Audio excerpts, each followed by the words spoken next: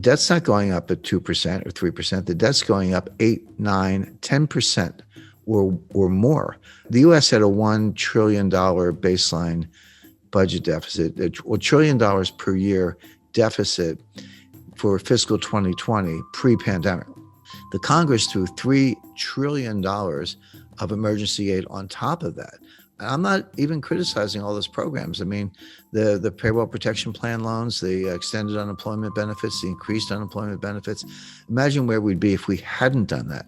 But that aside, debt is debt. They piled $3 trillion on top. Now, this is going to take the U.S. debt to GDP ratio up to 135%. It was 106% when Donald Trump was sworn in. It's close to 130% today. Because remember, you got two things going on. It's a debt to GDP. So debt's your numerator and GDP is your denominator, right? Well, what happened? Well, the denominator shrank. This got smaller and this got bigger. So what happens to the ratio? It blows up. So now it's 135%.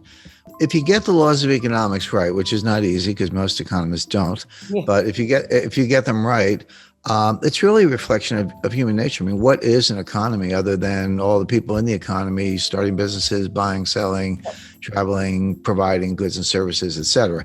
So human nature doesn't change, or at least it hasn't changed much in the last 100,000 years.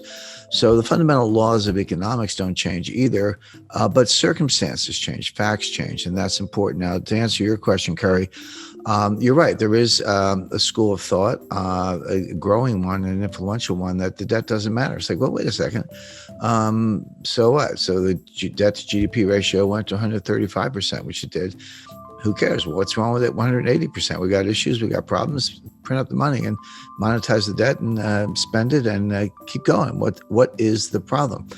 This comes under the banner of something called modern monetary theory, MMT. It's flawed, it's wrong, but it's got its followers, and those followers are now in the White House because one of the things Joe Biden had to do to get elected was to make peace with the Bernie Sanders wing of the Democratic Party. They take the view that if the Treasury didn't spend the money, how would anybody make any money? That's ridiculous, but that's what they say. They say, hey, when the Treasury spends money, what do? Well, they build aircraft. They have benefit programs. They have government contracts. They do whatever they do. But when the Treasury gives you the money, you take the money and you spend it on somebody else, goods and services, go out to dinner, have subcontractors, whatever it might be. That's the real source of money. They also take the Treasury and the Fed and they merge them.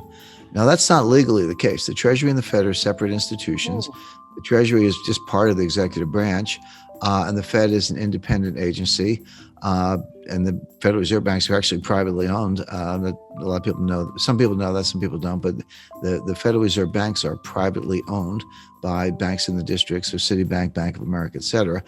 So they're completely separate, but the theorists ignore that and say, no, the Treasury needs to spend money because that's how the economy grows, and the Fed can monetize the debt. So you spend the money you don't have, you borrow to cover it, you issue bonds to cover the borrowing, and if the market wants to buy the bonds, fine. But if not, the Fed can buy them and put them away on the balance sheet, wait 30 years and collect the money. What's the problem? Who cares about the debt to GDP ratio? It's kind of a statistical abstract, but why should that stand in the way of using money to solve our problems, which are free healthcare, free childcare, free tuition, forgiveness of student loans? That's a $1.6 trillion ticket, by the way. And look, everyday readers and investors, there's no reason they should know all this stuff. This is total inside baseball.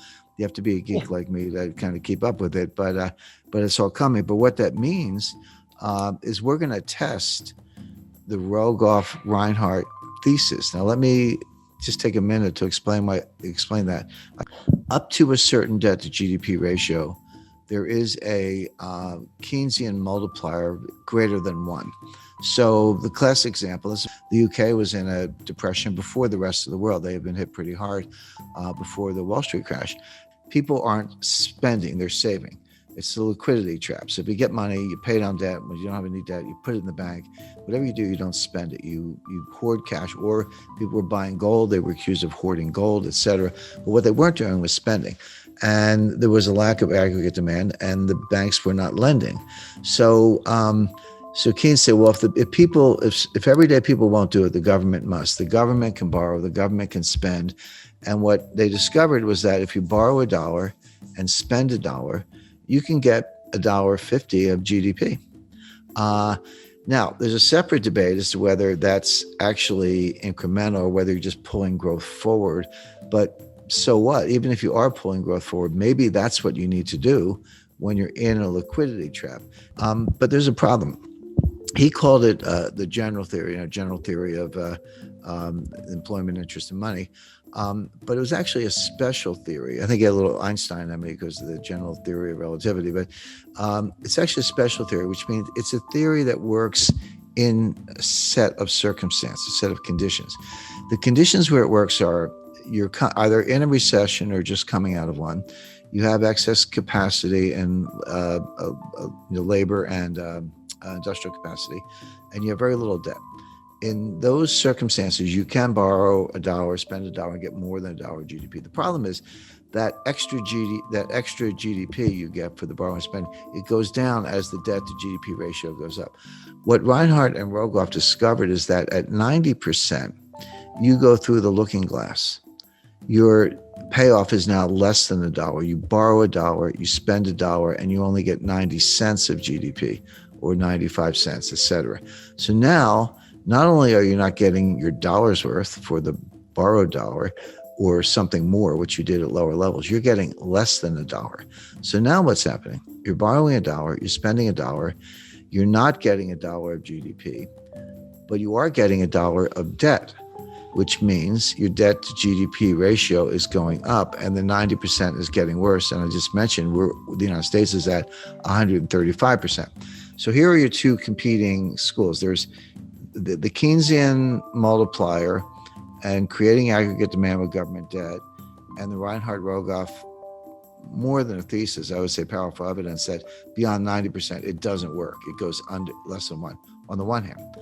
And my friend Stephanie Kelton and Bernie Sanders and Kamala Harris and the modern monetary theorists who say, no, it's all good. How could you get growth if you didn't spend money through the government? These theories don't agree at all.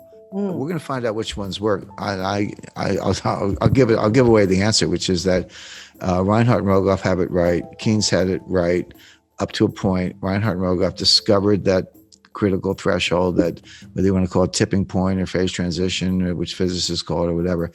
The modern monetary theorists think the opposite, and we're going to find out. But what it means if Reinhardt and Rogoff are right, and I'm right, and Keynes was right, the more you borrow, it's actually a headwind to growth. Now you get just as up to the threshold, you got more and more and more. Oh, sorry, at a low level, you got more, but then it went down.